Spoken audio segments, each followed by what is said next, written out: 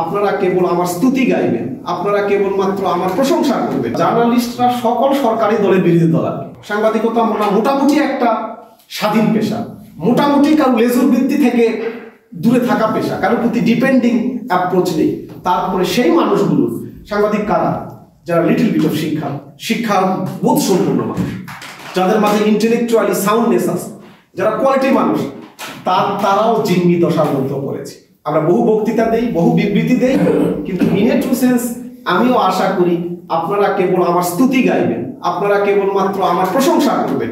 কিন্তু আমি যদি কোনো মিস্টেক করি, আমি যদি কোনো ভুল করি, আমি যদি কোনো অপরাধে জড়িয়ে যাই, আমি পছন্দ করব না সেটি আপনি দুনিয়ার সামনে তুলে ধরবেন। এই ডেমোক্রেসি আমরা তৈরি করেছি, এই স্বাধীনতা আমরা তৈরি করেছি। এইভাবেই স্বাধীনতার চেতনার কথা বলে আমরা 54 বছর পেরিয়ে গেছি। টানা তৃতীয়বার অর্জন করেছে দেশের সেরা সুপার ব্র্যান্ড স্বীকৃতি বসুন্ধরা টিস্যু।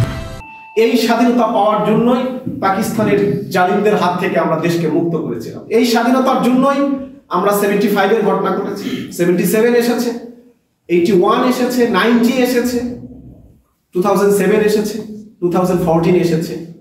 আলটিমেটলি একটা বড় কয়েকটি ঘটনার মধ্য দিয়ে আমরা এখনো আমরা এই দেশকে কাঙ্ক্ষিত এক্সপেক্টেড জননন্দিত রাষ্ট্র করতে পারিনি।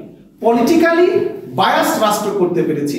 যখন আমরা ক্ষমতা পাবো, বাংলাদেশ খুবই ভালো চলছে, আপনি চালালে খুবই খারাপ চলছে। আমি দেশ চালালে আমার দলের লোকজন ফুলে ফেপে উঠবে, খুবই একটা গর্জিয়াস লাইফ পাবে।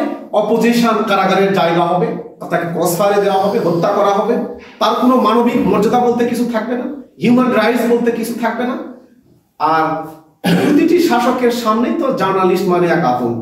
প্রতিটি শাসকের একটা বিরোধী দল থাকে পার্লামেন্টে, কিন্তু আমার মনে হয় জার্নালিস্টরা সকল সরকারি দলের বিরোধী দল আর কি। এদেরকে সহ্য করা যায় না, কারণ দিন শেষে তো সরকারেরই ফাংশনকে তো সামনে নিয়ে আসতে হয়। দিন শেষে প্রত্যেক শাসকের কথাই তো বেশি আসে। কোনো শাসকই জার্নালিস্টদেরকে সহ্য করতে পারে।